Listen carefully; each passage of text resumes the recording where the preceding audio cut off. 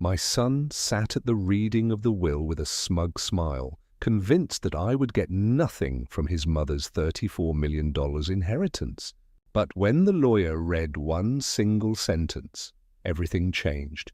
The smile disappeared from Dustin's face, and he started screaming so loudly that the walls of the office shook. Before we continue, please subscribe to the channel and let us know where you are listening in the comments.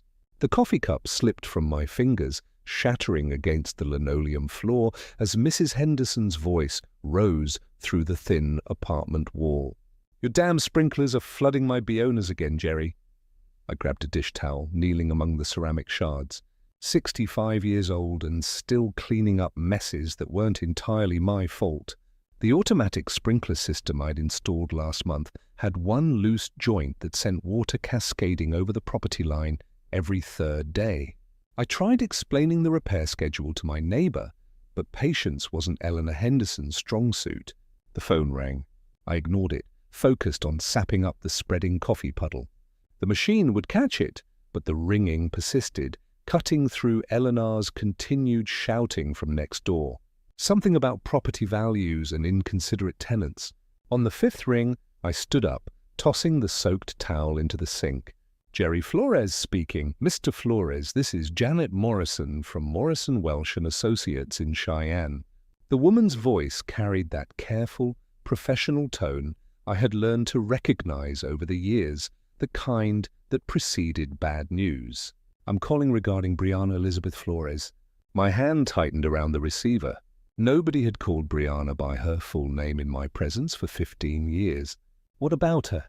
"Sir, I'm very sorry to inform you that Mrs. Flores passed away on Tuesday evening. The funeral service is scheduled for this Friday at 2 at Riverside Memorial Chapel." The words hit like a physical blow. I sank into the kitchen chair. Its familiar creak suddenly too loud in the silence that followed. Tuesday evening. That was 3 days ago. 3 days while I'd been worrying about sprinkler systems and coffee stains. "Mr. Flores, are you there?"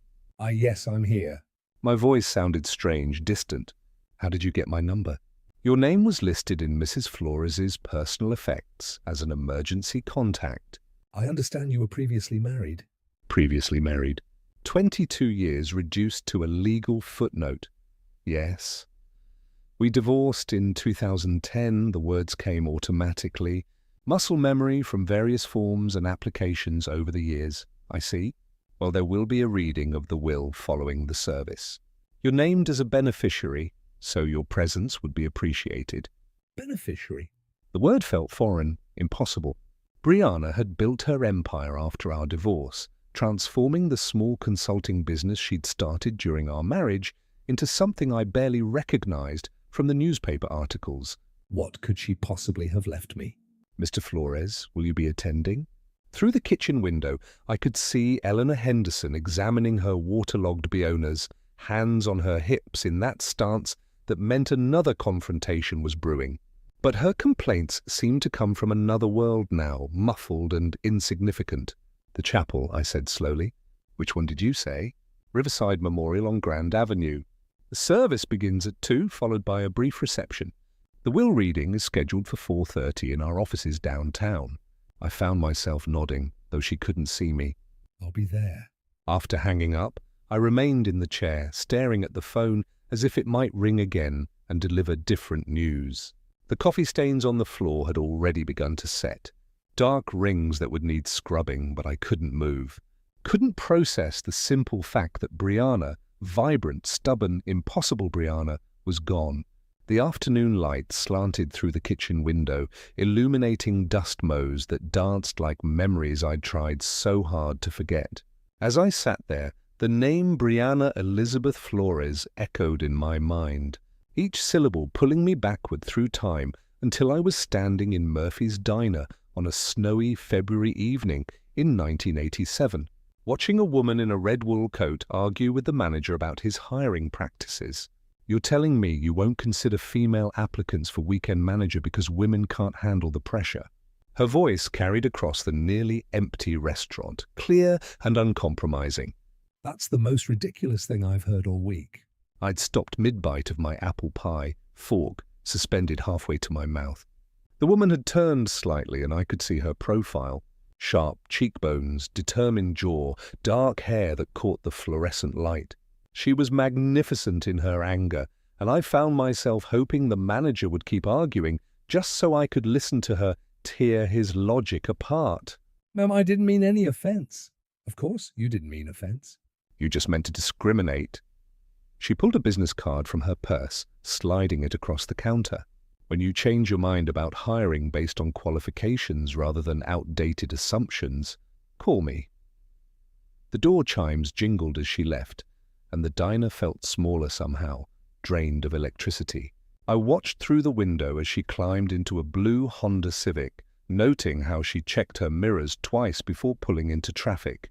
Careful, methodical, but not afraid to fight for what was right. That one's trouble, the manager muttered loud enough for the whole place to hear. I stood up, leaving a $5 bill next to my half-eaten pie. No, I said, surprising myself with my certainty. That one's extraordinary. The business card lay abandoned on the counter. Briana Chen, business consultant. I memorized the phone number before stepping into the February wind. It took me 3 days to work up the courage to call. When I finally did, she answered on the second ring with a brisk, "Briana Chen, this is Jerry Flores. We haven't met, but I saw you at Murphy's Diner on Friday night." A pause. The man with the apple pie who defended my honor to the manager. You heard that? I was getting my gloves from the car. You left a good tip too. I could hear the smile in her voice. So, Jerry Flores, what can I do for you? Have dinner with me somewhere better than Murphy's? Another pause, longer this time. Are you asking me on a date, or do you need business consulting? Definitely a date. Though if you have any advice about convincing beautiful women to have dinner with strangers, I could use the consultation. She laughed, a real laugh, not the polite sound women sometimes made when men tried to be charming. Saturday night, Romano's on 3rd Street, 7. She wore the same red coat to dinner, but underneath was a black dress that made my pulse race. We talked for 3 hours about everything except business, her childhood in California, my job at the power plant, our shared love of old movies and newer books.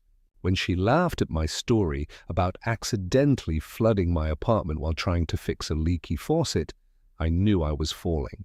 6 months later, I proposed in that same diner, sliding a ring across the same counter where she'd left her business card. "Marry me, Briana Chen. Make me the luckiest man in Wyoming." She said yes before I'd finished asking. Our wedding day blazed with September sunshine, the kind of perfect weather that makes promises feel possible.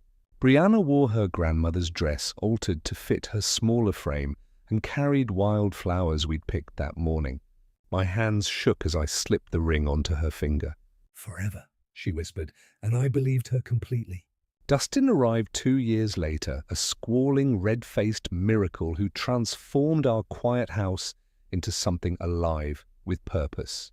I remember standing in the hospital room, watching Briana cradle our son with the same fierce determination she brought to everything else, and thinking that this perfect moment was all I'd ever need. But even then, holding that perfect baby, I noticed how Briana's eyes occasionally drifted to the business magazine someone had left on the nightstand. But as Dustin grew from toddler to schoolboy, I began to notice things I'd missed in those first blissful years. When he turned 7, Briana bought him a computer. Not a toy, but a real machine worth more than my monthly salary. "He needs to understand technology," she explained, watching him navigate programs I'd never heard of. "The future belongs to kids who think digitally." I'd suggested teaching him to fish instead. She'd laughed, but not kindly. We'd moved by then to Hillrest Avenue, a house with 3 bathrooms and a kitchen island bigger than our old apartment. Briana's consulting firm had landed a contract with a mining consortium, and suddenly we had money for things I'd never imagined needing. A housekeeper came twice a week. Our refrigerator dispensed ice through the door. Dustin's bedroom looked like a toy store. "Isn't this wonderful?" Briana asked one evening, gesturing at our new dining room with its crystal chandelier and table that seated 12. We can finally entertain properly. I missed our old kitchen table, scarred from years of Dustin's colouring project. and our late-night conversations, this new table reflected light like a mirror, showing every fingerprint, demanding coasters and placemats. The entertaining started almost immediately. Business associates, potential clients, other successful couples whose conversations revolved around market share and investment strategies. I'd wear my best shirt and try to contribute, but discussions about hedge funds and corporate restructuring left me feeling like I was speaking a foreign language badly. "Jerry works at the power plant," Briana would explain when someone asked.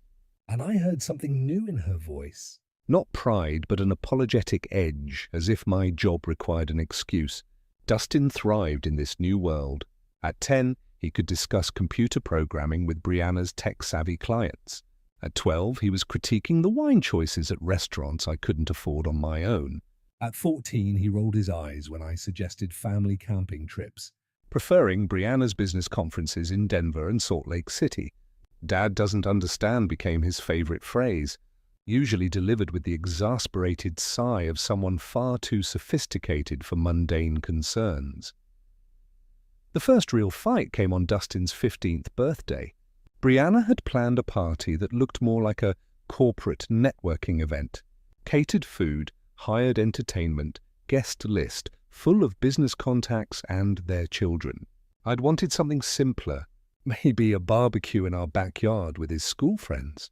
"This is embarrassing," I told her the night before, watching servers arrange elaborate flower arrangements. "He's 15, not 50. He's growing up in a different world than we did, Jerry." She adjusted a centerpiece with the same precision she brought to contract negotiations. "These connections matter. These relationships will shape his future. What about just being a kid?" She turned to face me fully, and for a moment I saw something cold in her eyes. Calculation where there used to be warmth. Being just a kid is a luxury we can't afford to give him. The world is competitive. Either we prepare him to win or we prepare him to lose. I thought about my own 15th birthday. Fishing with my father, a homemade cake, presents wrapped in newspaper comics. It had been perfect in its simplicity. The party was a success by Briana's standards. Dustin charmed the adults with their children, received gifts that spoke of serious money, laptop computers, designer clothes, a mountain bike worth more than some cars. But I caught him once, standing alone by the pool, looking lost among all the sophisticated celebration. "You okay, buddy?" I asked. He straightened quickly, slipping back into the persona Briana had helped him craft. Of course, why wouldn't I be? But for just a moment, I'd seen the confused little boy underneath all that premature sophistication, and it broke my heart. That party marked the beginning of the end, though I didn't recognize it then. What followed were 10 years of slow-motion disaster, like watching a landslide from the bottom of the mountain. Inevitable, destructive, and impossible to stop. Briana's business consumed more of her time, more of her attention, more of her soul. Weekend family dinners became conference calls. Vacation plans got cancelled for client emergencies. Dustin's school events competed with board meetings, and the meetings always won. "You don't understand the pressure I'm under," she'd say, when I complained about missing another of Dustin's baseball games. "This business supports our lifestyle." Someone has to make the hard choices. But I understood pressure, the kind that came from keeping a power grid running, from making sure thousands of people had electricity when they flipped their switches. The difference was, my pressure served something larger than myself. By the time Dustin graduated high school, he'd become a stranger to me. Briana had groomed him into her perfect protege, sharp, ambitious, dismissive of anything that didn't advance his prospects. When I suggested he consider trade school along with college applications, he looked at me like I'd suggested he become a medieval serf. "Dad, that's exactly the kind of thinking that's holding you back," he said, 17 years old, and already talking like a business consultant. "You settled for mediocrity." I won't make that mistake. The words hit like physical blows. Settled for mediocrity. As if 25 years of keeping the lights on for our community meant nothing. As if being a steady, present father was somehow shameful. College made everything worse. Dustin chose business school, Briana's alma mater, naturally, and came home for holidays full of theories about market dynamics and personal optimization. He looked at our house, our life, our values with barely concealed contempt. "You could do more, Dad," he'd say, as if my contentment was a personal failing. "Mom started with nothing and built an empire." You've had the same job for 20 years. "Some things matter more than money," I'd reply, but he'd already stopped listening. The final explosion came during his senior year. Briana had been working 100-hour weeks on some massive acquisition deal. I'd been handling everything at home, grocery shopping, laundry, the mundane tasks that kept life running. When she missed Dustin's graduation because of a client crisis, I finally said what had been building for years. This is enough, Briana. Family has to come first sometimes. She stood in our kitchen, that crystal and granite shrine to success, still wearing her business suit at midnight, checking emails on her phone. "Don't you dare lecture me about priorities." Everything we have, everything Dustin's accomplished exists because of my work. "What about everything we've lost? Like what?" She finally looked up from her phone, genuinely puzzled. "Like us, like being a family instead of a corporation." She stared at me for a long moment, and I saw my answer in her eyes before she spoke. "We weren't a family anymore. We were a business arrangement that had outlived its usefulness." "Maybe it's time we stopped pretending this is working," she said quietly. The divorce took 6 months. Briana's lawyers were efficient, professional, devastating. I got the house on Maple Street, our old starter home that she'd kept as rental property, and enough money to live modestly. She got everything else, including Dustin's unquestioned loyalty. "You're holding him back too," Dustin told me during one of our last conversations before he moved to Denver to work for Briana's company. All this guilt about family values and simple living. It's toxic, Dad. I can't be around that negativity anymore. I sat alone in my empty house afterward, surrounded by boxes of memories from a life that apparently meant nothing to the people I'd loved most. Now, 15 years later, the afternoon light was fading outside my apartment window. My coffee had grown cold, the ceramic shards still scattered on the floor. Somewhere across town, funeral preparations were underway for the woman who'd once promised me forever, and I had no idea why she had remembered my name in her will. The 3 days between Janet Morrison's call and the funeral had passed in a strange, suspended state. I'd cleaned my apartment twice, pressed my one good suit, and rehearsed conversations that would never happen. Each morning I'd considered not going, but each evening found me still committed to paying my respects, whatever the cost. Friday morning arrived grey and cold, typical May weather in Wyoming.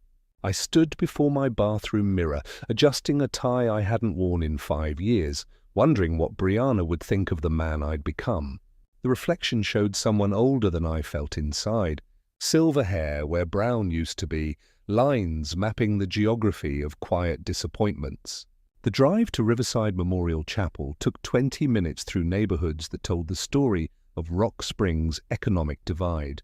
My modest apartment complex gave way to middle-class subdivisions, then to the manicured lawns and stone facades where Briana's circle lived. The chapel sat on a hill overlooking the town, its Gothic architecture suggesting permanence and prosperity. Cars lined the circular drive, Mercedes sedans, BMW SUVs, a handful of Teslas that probably cost more than I'd made in my best year. I parked my 15-year-old Honda between a Lexus and a Cadillac, feeling like an intruder at someone else's celebration. The chapel's interior whispered money.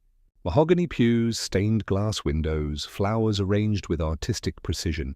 At least 200 people filled the space, their conversations creating a low hum of respectful mourning mixed with business networking.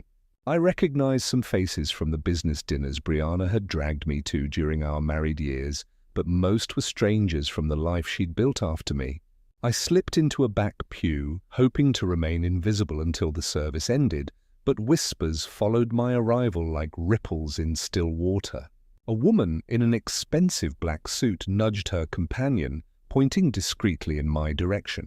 I caught fragments of conversation. Her ex-husband. Can you believe after what he put her through? The stories had taken on their own life over the years. Apparently, in this version, I was the villain who'd held back a brilliant woman, the anchor that had nearly drowned her ambitions. I'd learned long ago not to fight narratives that served other people's need for simple explanations. Dad. The voice cut through the chapel's murmur like a blade. I looked up to see Dustin striding down the aisle, his face a mask of disbelief and barely controlled anger. At 37, he'd inherited Briana's sharp features and commanding presence, dressed in a suit that probably cost more than my monthly rent. Success radiated from him like heat from pavement, expensive watch, perfect haircut, the confident posture of someone who'd never doubted his place in the world. What are you doing here? His voice carried across the chapel, turning heads and silencing conversations. I stood slowly, meeting his gaze. I came to pay my respects. You lost the right to do that 15 years ago. He moved closer, close enough that I could smell his cologne, something sophisticated and aggressive. She wouldn't want you here. Maybe not, but I needed to be here. For what? To ease your conscience? To play the grieving widower for people who know exactly what kind of husband you were. The chapel had gone completely quiet now, 200 pairs of eyes focused on our confrontation like spectators at a sporting event. I felt the familiar weight of judgment, the same pressure that had suffocated me during those final years of our marriage. But this time something was different. This time I had nothing left to lose. I'm not here to cause trouble, Dustin. I'll sit in the back. I won't speak to anyone. When the service ends, I'll leave. You'll leave now. His voice rose another notch, drawing murmurs of approval from the crowd. You embarrassed her enough when she was alive. Don't compound it by pretending to grieve her death. I remained standing, holding his stare. Around us, the chapel buzzed with anticipation. Someone coughed. A cell phone vibrated against wood. Before I could respond, Dustin turned to address the gathered mourners, his voice carrying the practiced authority of someone accustomed to commanding rooms. I apologize for this disruption during what should be a time of remembrance. He gestured toward me with the casual dismissal of someone swatting a fly. My father seems to have forgotten that divorce means you're no longer family. A few people nodded. Someone whispered agreement. I felt heat rising in my cheeks, but forced myself to remain calm. For those who don't know, Dustin continued warming to his theme. This is Jerry Flores, the man who spent 22 years holding back one of the most brilliant women this town has ever produced. While my mother was building an empire that employed hundreds of people, he was content to punch a time clock and complain about her ambitions. Dustin, that's enough. The words came out harder than I intended. Is it because I think these people deserve to understand why you're really here? He turned back to the crowd, a prosecutor addressing a jury. He took half her assets in the divorce despite contributing nothing to her success. Then he spent 15 years acting like the victim while she built something magnificent. The crowd was fully engaged now, a few heads nodding in agreement. I saw faces I recognized, former neighbors, people I'd considered friends during the marriage. None of them met my eyes. She supported him for years while he refused to grow, refused to take risks, refused to be the partner she deserved. And now that she's gone, he shows up expecting sympathy, expecting to be treated like he mattered in her life. Each word landed like a physical blow, not because they were entirely untrue, but because they reduced 22 years of marriage to a simple story of failure and blame. I thought about defending myself, explaining the complexity of what we'd shared, the love that had existed alongside the growing incompatibility. But what was the point? These people had chosen their narrative long ago. My mother died building something that will outlast all of us, Dustin concluded, his voice rising with conviction. She deserved a husband who would have helped her reach those heights, not one who tried to drag her down to his level. The chapel fell silent. I stood there, fully exposed, feeling the weight of 200 judgmental stares. Part of me wanted to walk out, to spare myself the continued humiliation, but another part, the part that had loved Briana Chen more than anything else in the world, refused to be driven away from her final goodbye. Are you finished? I asked quietly. Dustin's eyes flashed with surprise. He'd expected me to crumble, to slink away in shame. When I remained standing, his confidence flickered for just a moment. I loved your mother for 40 years, I said, my voice carrying clearly through the silent chapel. 22 of them as her husband, 18 more as someone who wished her well, despite everything that went wrong between us. I'm not here to make claims or demand recognition. I'm here because once upon a time, we made promises to each other that mattered, and I choose to honor that memory. I sat back down, folding my hands in my lap. Around me, the silence stretched uncomfortably. Dustin stood frozen in the aisle, apparently unprepared for resistance to his public trial. The service will begin in 5 minutes, someone announced from the front of the chapel. The funeral director probably trying to restore order to his carefully orchestrated event. Dustin shot me one final look of contempt before striding toward the front pew, reserved for family. As conversations gradually resumed, I caught fragments of continued gossip. Nerve of some people. Poor Dustin having to deal with this. Should have stayed home. But I stayed through the eulogy that painted Briana as a visionary who'd overcome obstacles to achieve greatness. Through the readings from business associates who spoke of her leadership and innovation, through the musical selections that emphasized triumph over adversity. When it ended, people filed past offering condolences to Dustin while pointedly ignoring me. I waited until the chapel had mostly emptied before standing to leave. Mr. Flores. A man in an expensive suit approached, middle-aged, professional, carrying a leather briefcase. Dan Morrison from Morrison Welsh and Associates. Could I have a word? As the last hymn faded and the funeral director stepped forward with closing remarks, I felt the familiar weight of exhaustion settling over me like a heavy coat. The ordeal was nearly over. In a few minutes, I could slip out through the side door, drive home to my quiet apartment, and try to forget this entire humiliating experience. Around me, people were gathering their things, purses, programs, the subtle restlessness that signals a formal event's end. Dustin stood near the front, accepting condolences with the practiced grace of someone accustomed to being the center of attention. A few people glanced my way, but most had already dismissed me as irrelevant to the day's proceedings. I was reaching for my jacket when a voice stopped me. Mr. Flores. Dan Morrison approached with measured steps, his expensive suit impeccable despite the long ceremony. Up close, he looked younger than I'd expected, maybe 50, with sharp eyes behind wire-rimmed glasses and the kind of confident bearing that came from years of handling wealthy clients' affairs. I'm sorry for your loss, he said, extending his hand. The Morrison Welsh Associates. We spoke briefly after the service. Thank you. I shook his hand, noting the firm grip and direct gaze. The service was very nice. Briana would have appreciated it indeed. She was quite specific about her final arrangements. He paused, glancing around the emptying chapel. I wonder if I might have a word with you and Dustin. There are some matters we need to discuss regarding Mrs. Flores's estate. Before I could respond, Dustin appeared at my shoulder, his expression shifting from practiced grief to alert interest. Dan, finally, I was wondering when we'd handle the business side of things. Of course, Dustin. These matters require careful attention. Dan's voice carried the measured tone of someone accustomed to delivering important news. I'd like both of you to come to my office for the reading of your mother's will. Both of us? Dustin's eyebrows rose. Is that necessary? I mean, he's not. He gestured vaguely in my direction. Your father is specifically named in the will, Dustin. His presence is required by law.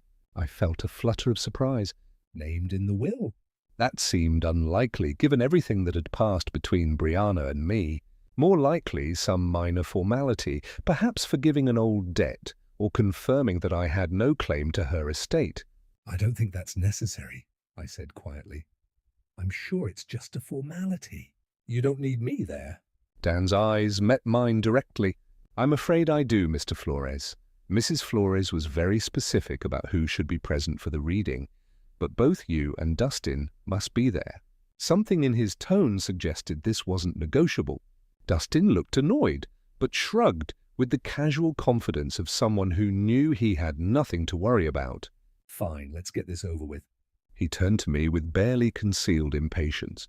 Try not to make this more difficult than it needs to be.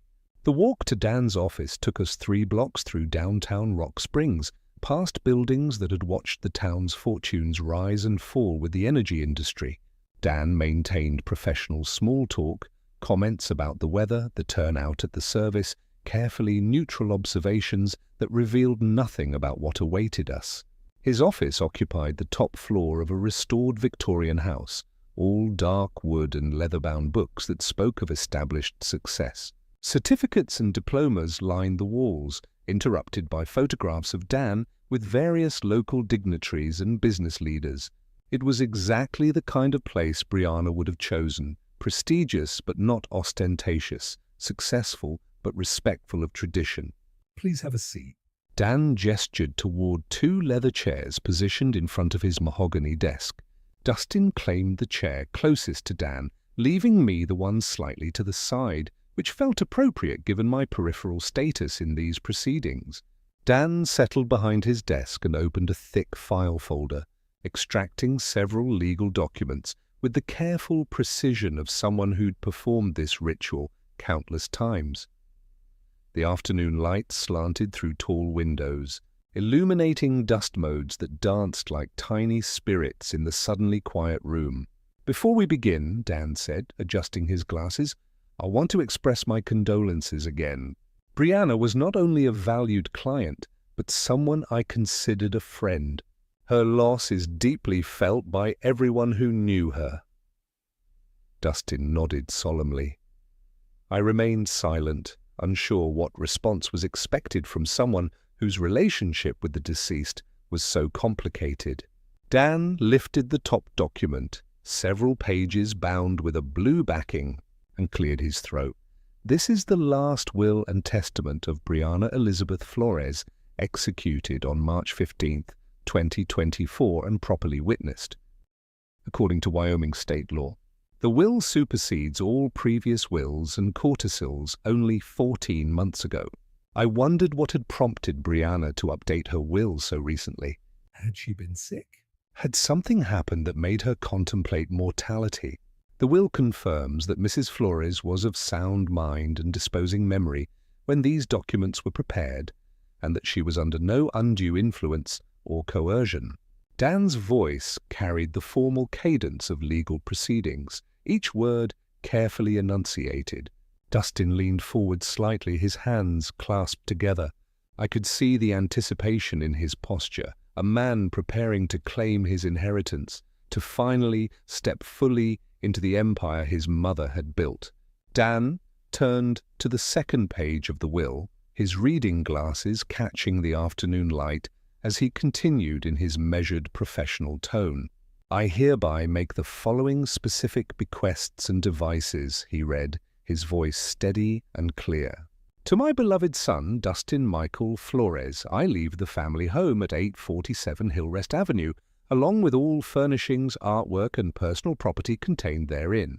Dustin smiled, a satisfied expression spreading across his face. The Hillrest house was worth at least $800,000, a substantial property with mountain views and enough space to entertain business associates properly. Additionally, Dan continued, I bequeathed to Dustin the sum of $500,000 to be transferred from my primary investment account within 60 days of probate. $500,000 plus the house. I watched Dustin's reaction carefully, noting how his smile flickered slightly around the edges. He was pleased, certainly, but I could see him calculating in his head. $500,000 was significant money, but Briana's business empire was worth far more than that. Where was the rest? Where was the company? That's wonderful, of course, Dustin said, his voice carrying a note of uncertainty he was trying to mask. But what about Mom's business interests? The company?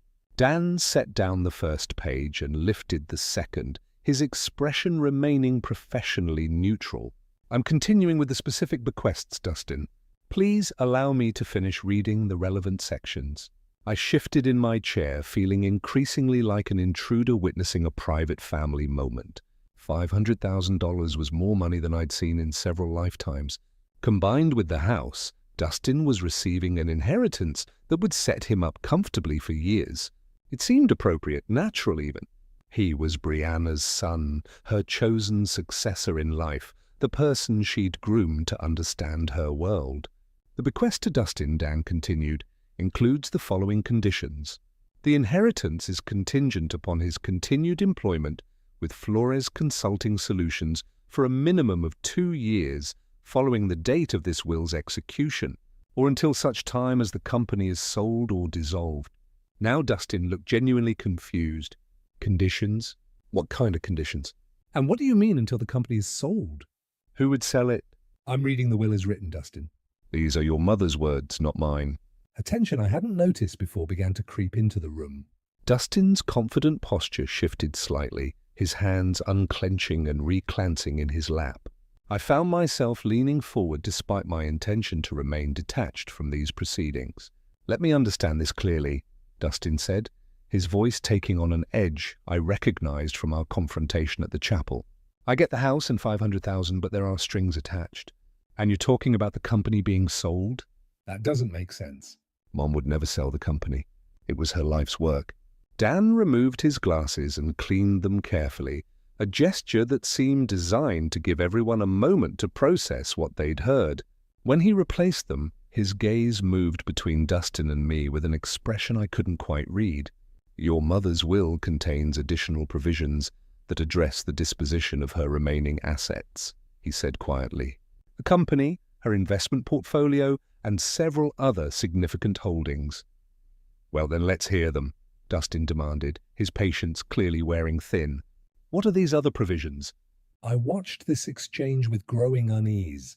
Something about Dan's manner suggested that we were approaching territory none of us were prepared for.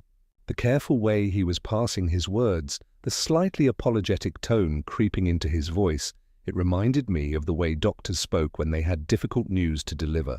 Before I continue, Dan said, settling back in his chair, I want to emphasize that these documents represent Mrs. Flores's final considered wishes.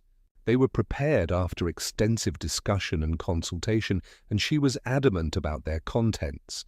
The room fell silent, except for the tick of an antique clock on Dan's bookshelf. Dustin stared at the lawyer with growing alarm, while I found myself wondering why Briana had insisted I be present for what seemed like a straightforward family matter.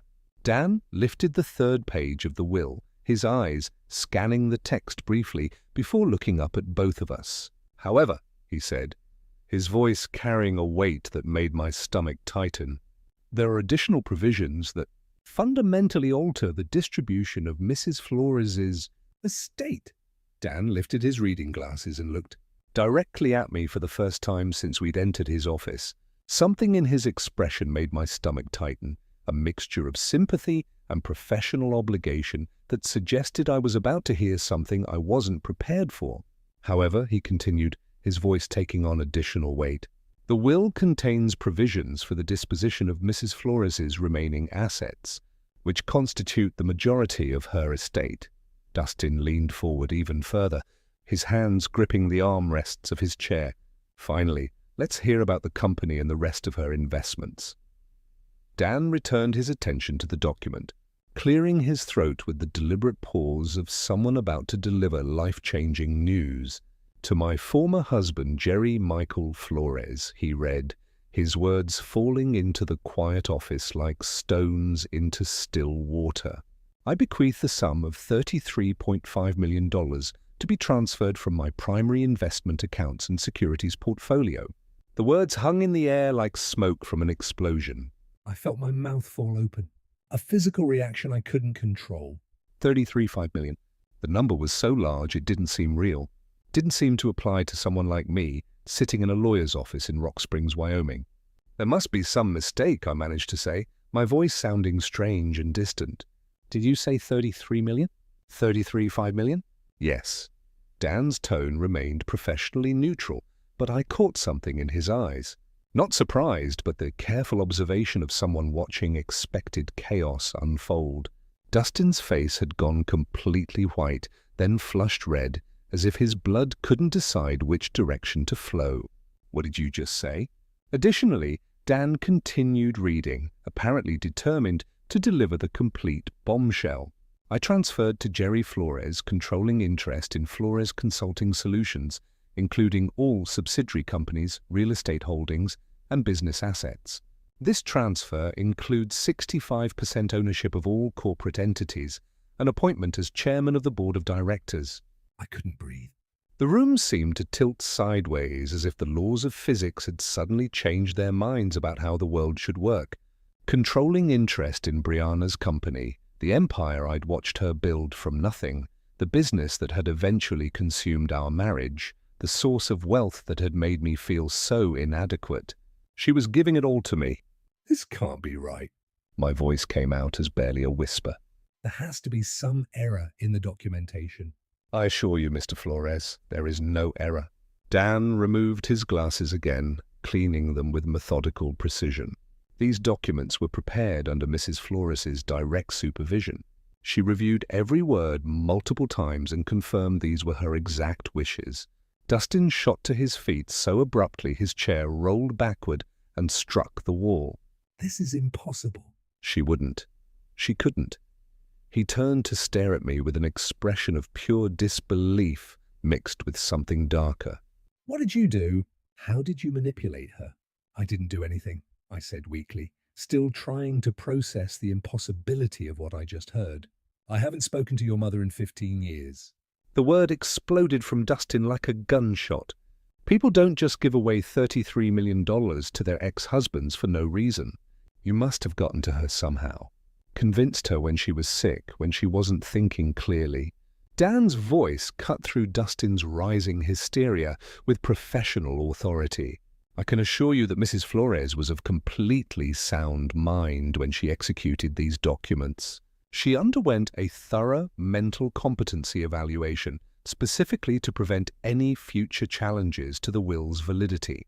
I sat frozen in my chair, watching this scene unfold as if it were happening to someone else. The numbers Dan had read, 33.5 million, controlling interest in a multi-million-dollar company, belonged in a different universe than the one where I worried about grocery bills and car repairs. But why, I asked, the question emerging from some deep place of confusion and disbelief. Why would she do this? Dan gathered the will documents into a neat stack, his movements careful and deliberate. Mrs. Flores left specific instructions regarding that question. Mr. Flores, she asked me to share a personal message with you after reading these provisions. Dustin's face contorted with rage and betrayal. A personal message? She left him a personal message but cut me out of everything that mattered. You received a substantial inheritance, Dustin? Done, replied calmly. $500,000 in a valuable property represent more wealth than most people see in their lifetimes. Compared to what he's getting, Dustin pointed at me with a shaking finger. You're talking about hundreds of millions in total assets. The company alone is worth more than everything else combined. The room pulsed with tension so thick I could taste it. Somewhere in the back of my mind I realized that my entire life had just changed in ways I couldn't begin to comprehend. But all I could focus on was the impossible fact that Briana, stubborn, ambitious Briana, who had grown to resent everything I represented, had somehow decided to give me everything she'd built. That's when Dustin completely lost control. This is fraud, he screamed, his voice cracking with rage. Criminal fraud. She was manipulated, coerced, mentally compromised. He whirled toward me, his face twisted with fury and disbelief. You did something to her. There's no other explanation. I shrank back in my chair, overwhelmed by the violence of his reaction. Dustin, I swear to you I had no contact with your mother. I didn't even know she was sick. Liar. He slammed his palm against Dan's desk, sending papers scattering. Nobody gives away everything they've built to someone who abandoned their family. Someone who couldn't even be bothered to call when she was dying.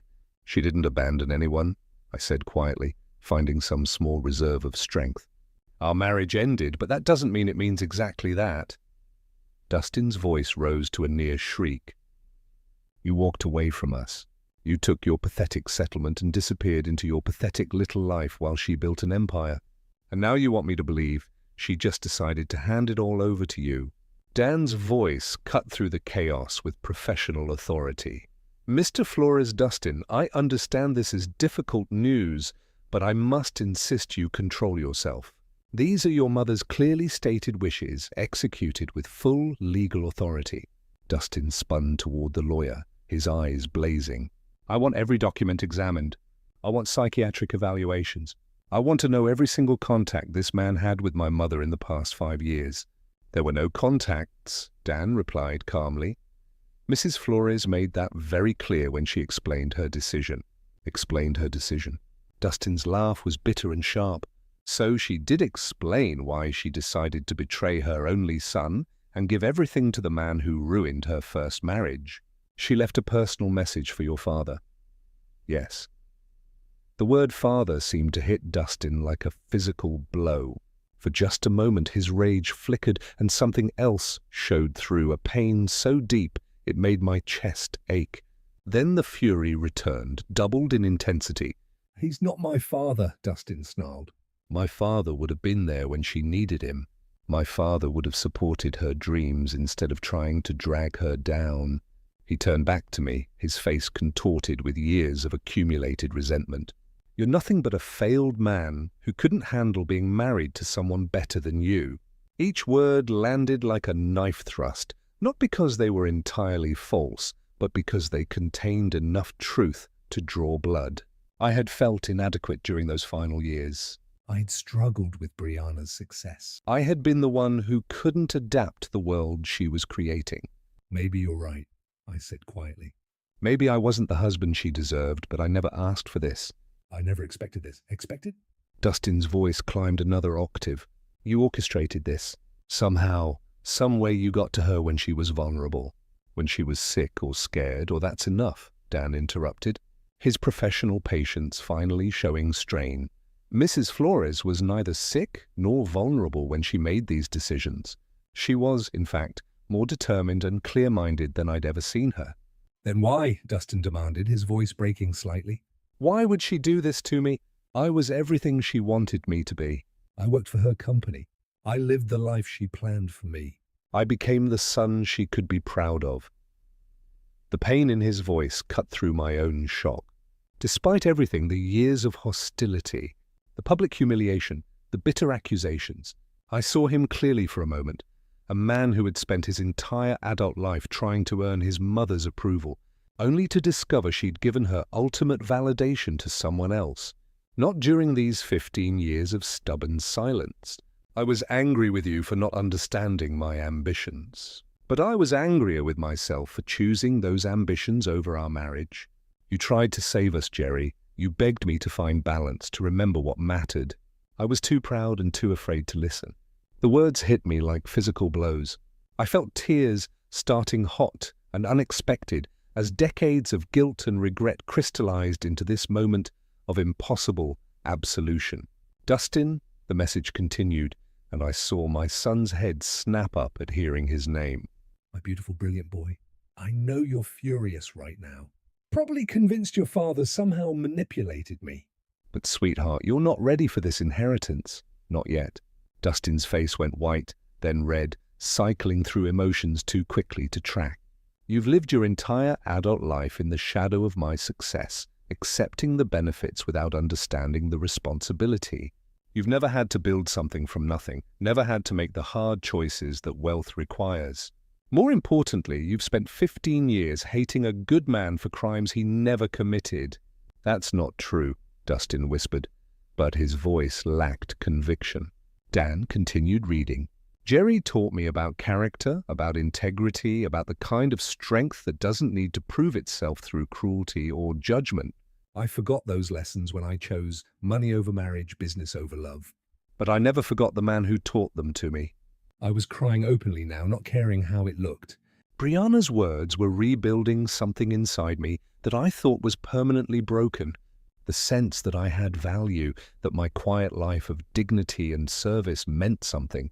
Dustin, you have received enough to live comfortably and explore who you might become without the weight of unlimited wealth. Learn to build something yourself. Learn to value people over profit. Learn to forgive your father for the crime of being human and imperfect.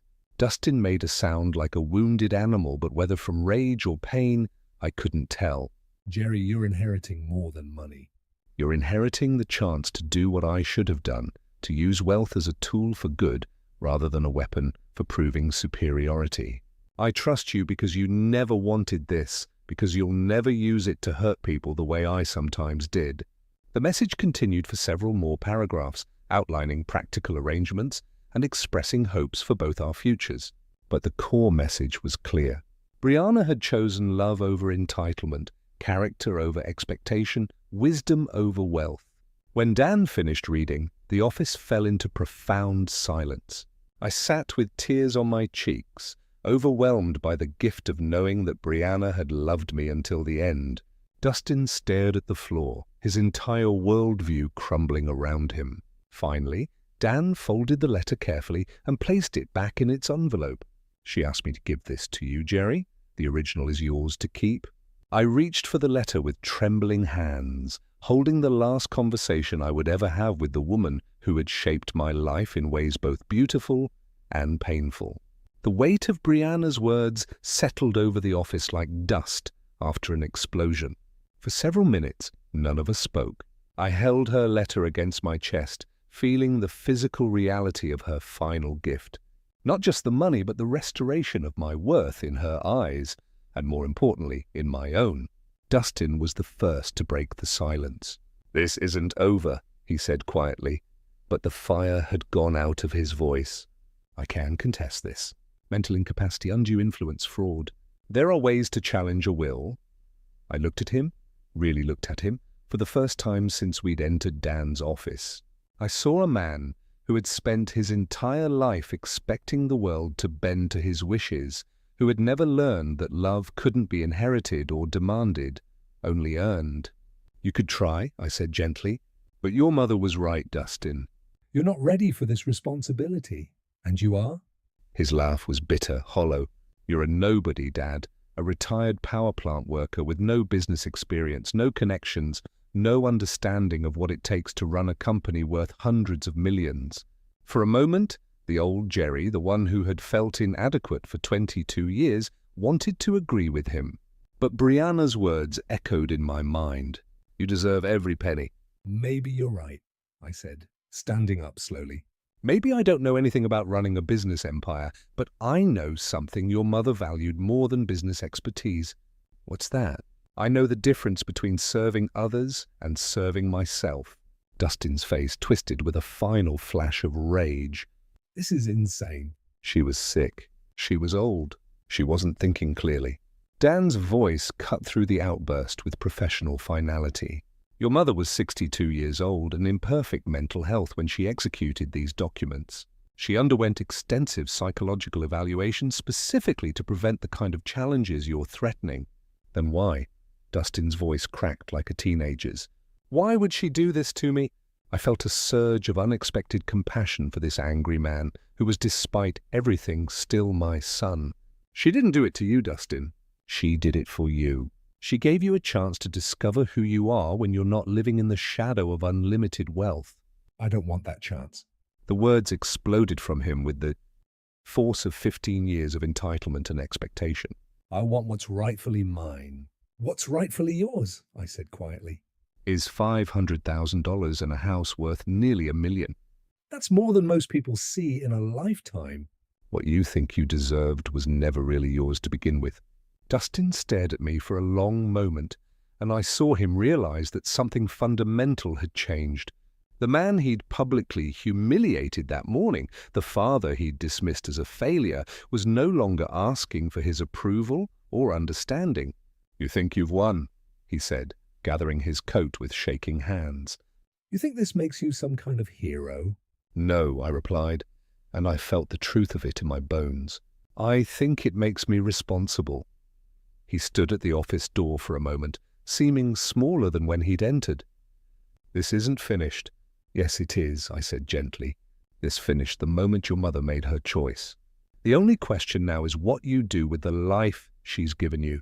He left without another word, the door closing behind him with a soft click that seemed to echo in the sudden quiet. Dan began organizing papers on his desk, the rustle of documents returning us to practical reality. There will be paperwork to complete, accounts to transfer, board meetings to schedule. The company's current management team is excellent. They can help you transition into your new role. I nodded, still processing the magnitude of what had happened. Dan, can I ask you something? Of course. Did she really love me even after everything that went wrong between us? He smiled, the first genuine smile I'd seen from him all day. Jerry, she talked about you every time we met.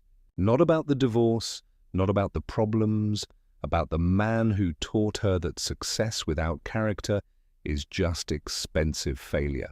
I walked out of that office a different man than the one who had entered.